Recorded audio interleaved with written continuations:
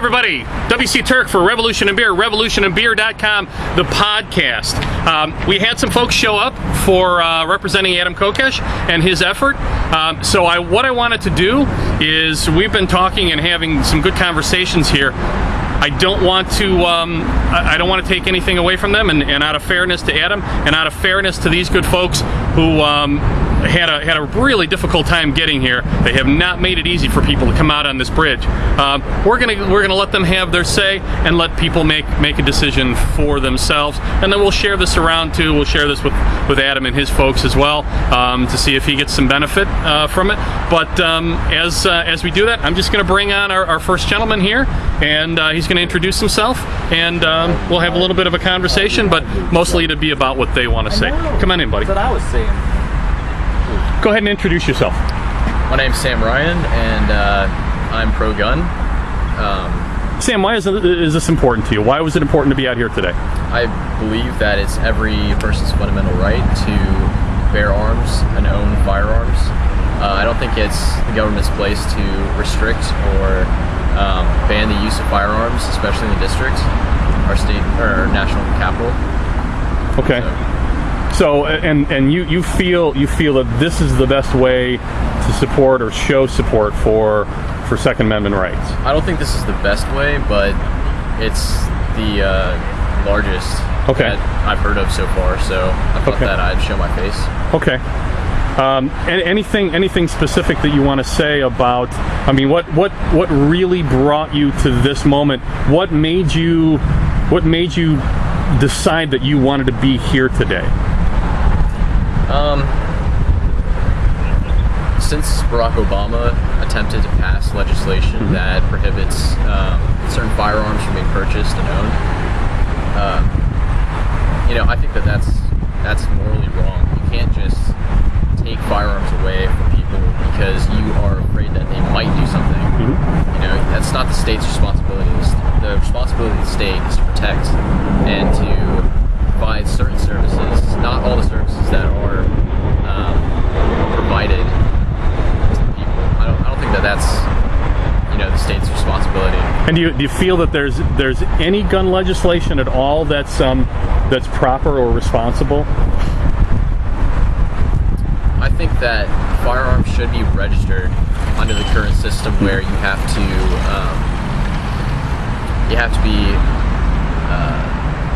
follow restrictions like you can't be a felon. Okay. You can't be a registered felon. You can't. Let me ask you, if I'm selling a gun from person to person, should there be regulation? Should there be some way to track that sale, or if I have a gun and it's stolen, should there be a law or a provision in place that within a reasonable amount of time that I have to register or file a report that gun was stolen? I think that you should have to file a report with the police department, the local police, not the ATF or anything, if a firearm is stolen. But I don't think that you should have to register all your firearms. That's ridiculous. It would cost way too much money to do that. It's not feasible. The ATF already has issues dealing with the current system of basic transactions. So.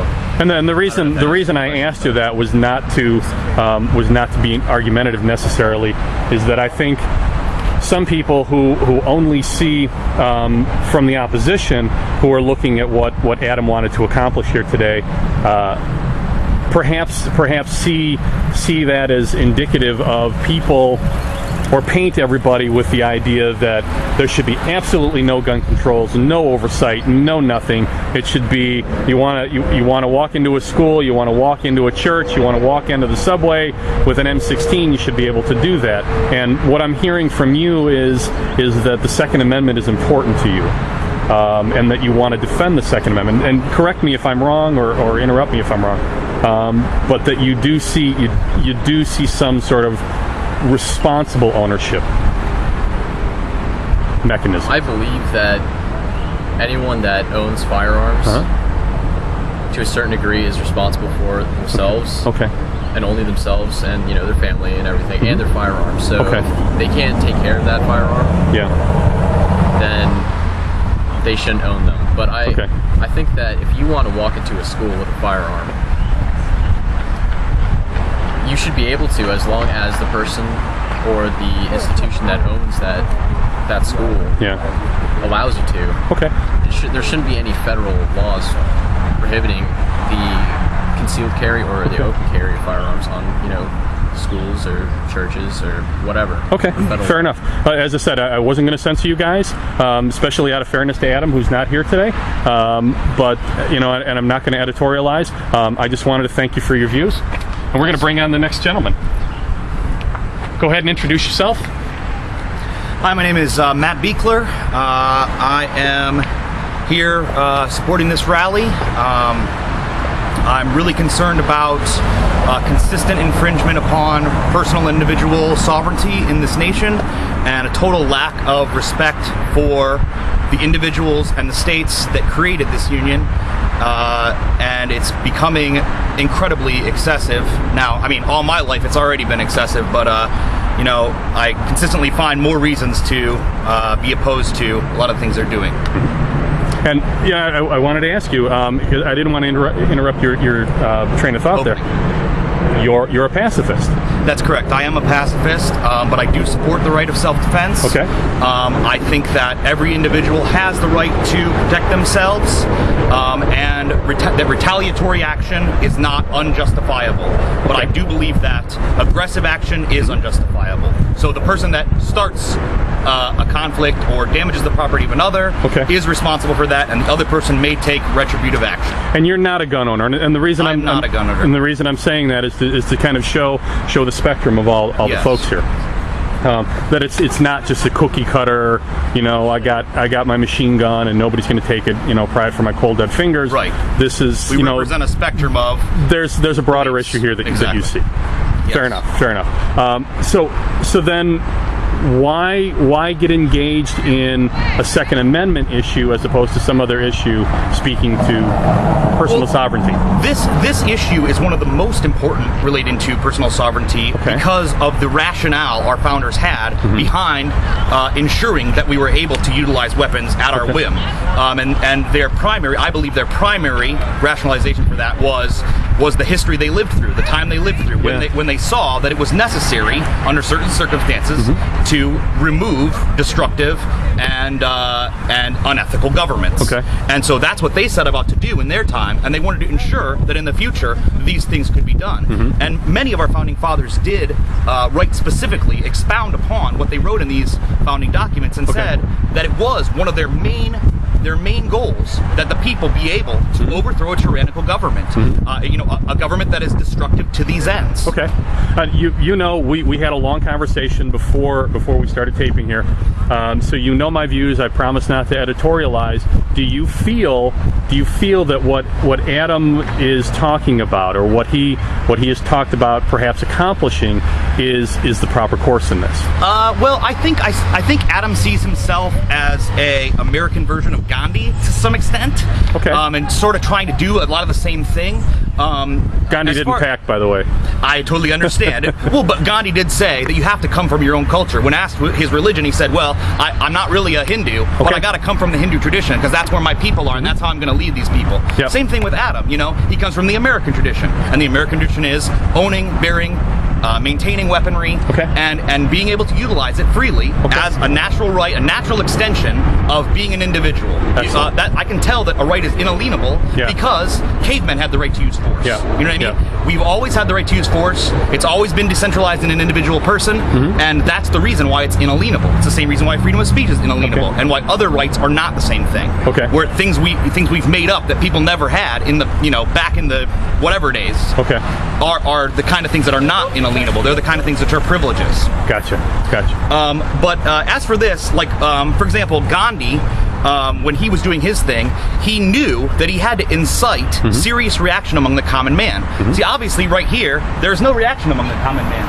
I can look around and I can go, these guys are not interested or concerned. I'm actually pretty I would tend to agree with you on that one. Yeah, I'm pretty upset that 6,000 people said they're coming, and here I am. And I got 5 guys here with me. But you're here. That's true. The power I'm of here- one person. That's true, okay? But an event like this has the power to start a spark like that. You know, no, I didn't agree with the French Revolution, but the same thing with the French Revolution. I have friends doing Les Miserables right now, and they said, hey, we need to create a spark. Yeah. You know what I mean? We Yeah. need to get the regular guy involved, because until the regular guy's involved, you can't beat a government. Until you got so many people. 12,000 people, if we had 12,000 people with guns and we went full blast, you couldn't win. It's not. If you had 12,000 people without guns, you'd be kicking ass. That would be a good start. That would be an excellent start. Instead, we got 5 people without guns. So let me ask you where it goes from here. Well, I think that And what gets- Kennedy said was accurate. That when you prevent peaceful revolution, when you keep that from happening, you guarantee violent revolution. Interesting. Someday in the future, there will come a time when individuals will not stand for it any longer, and a certain amount of people will put their bodies on the cause, just like Gandhi did, and just like his people did, and eventually. You know, we can't. I mean, if people could see the armored cars that are right behind here, They have. They'll see it. They'll see it in the earlier posts. It looks like a war zone. It does. This is not what America. You know, you Yeah. see those posts somewhere. You know, here's America. You know, oh, that's not Nazi Germany. Even without this Washington as an armed camp, I was pretty. It's incredibly scary. It is. It's a police state. It's run amok. This is the government our founders warned us about. So what gets the average guy involved? What gets the average guy Or involved girl. is incredibly high ethical standards. You go, Okay. I cannot stomach these wrongnesses. Okay. I cannot stand by idly while this continues to happen. At very least, I have to come and say no. So you're kind of throwing this back to you that as long as you stay in the fight, as long as you're in this and being an example, you feel that you've become a leader of Well, I don't know that I'm a some leader sort. of Or an anything. example. I'm Maybe a an leader example. of me. Maybe an example. That's fair. That's fair. I'm a leader of me. If I endeavor to fully control my own self first. Yep. Heck, if I could master myself, I'd be pretty happy. I'm not even to mastering myself, let alone mastering, you know, what's supposed to happen in the world. But I can tell that this is wrong. And so, but You know what I mean? you are sort of leading by example, I suppose. Absolutely, that's important. You got to be Okay. the change. Yeah. Brilliant. Thanks so much. Matt, Phil. pleasure. Mike, you want to come up and say a few words? Get the spectrum of everybody here. Go ahead and introduce yourself to everyone. My name is Michael O'Donnell.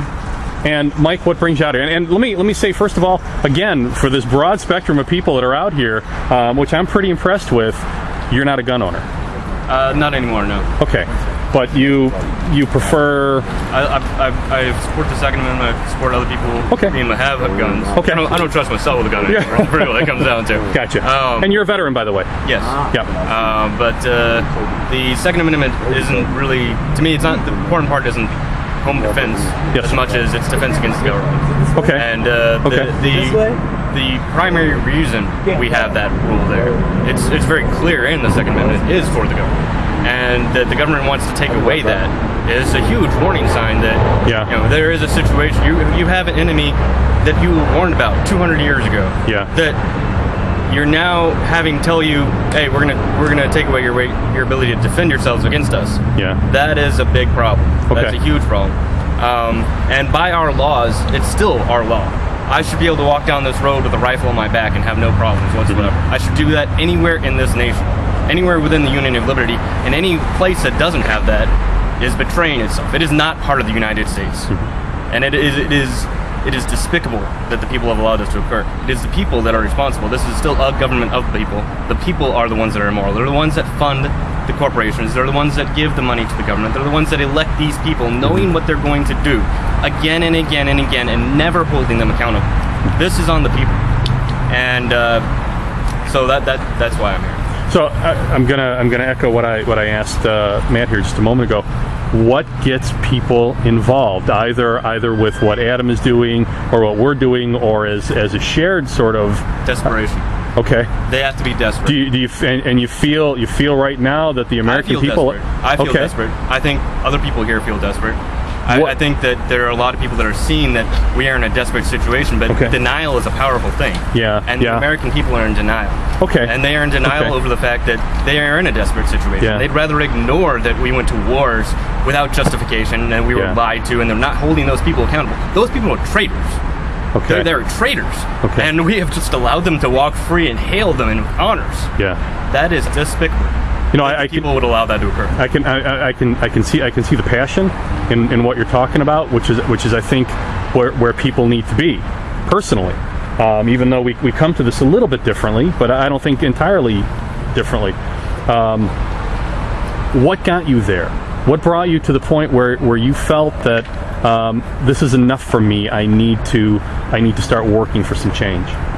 It was a lot of things. Yeah. It was a slow progression because denial is a powerful thing, and I was in the service. I joined because I was told my freedom was in jeopardy, and that the freedom of those that I love are in jeopardy. And I believed that for a very long time, and it was hard to let go of that. But it was singers. It was people around me. It was seeing the lies and over and over and over again without explanation. I can never have anybody that'll give me an explanation why it's okay that they lied to us. That we can continue on as if this was acceptable. And so now you've reached a breaking point. You're done. Now you're working to fix this. I've recognized that that everybody here is has more authority of the people than the people that. This sounds contradictory. Than the people have enabled. Yeah. Because by the laws that we have in our republic, they still are acting outside their authority. They are all traitors by the laws of our authority. They've broken their oath. They have no honor. So there's really no reason for me to follow them, listen to them, or ever pay homage to them. So what is the recourse? What is the fix? The fix is everybody stops paying the damn taxes. You stop paying to evil. That you stop helping people murder others. That you stop destroying liberty. That you take ownership for yourself. And if you have the choice between, I'm going to help people kill others that aren't harming me, or I go to jail, you go to jail. That's what you do. That's your duty. Your duty is to not hurt others. Thank you. Really, thank you. Folks, again, what I wanted to say was I'm not going to give an opinion on any of this. I'm not going to editorialize. I thought it was important that you hear exactly what these good folks have to say about what they see as wrong with the government and what they want to change. So I'm going to leave it right there. So from Arlington National Cemetery on July 4th in Washington, D.C., this is W.C. Turck for Revolution and Beer, revolutionandbeer.com on the road. We'll talk to you again soon, folks.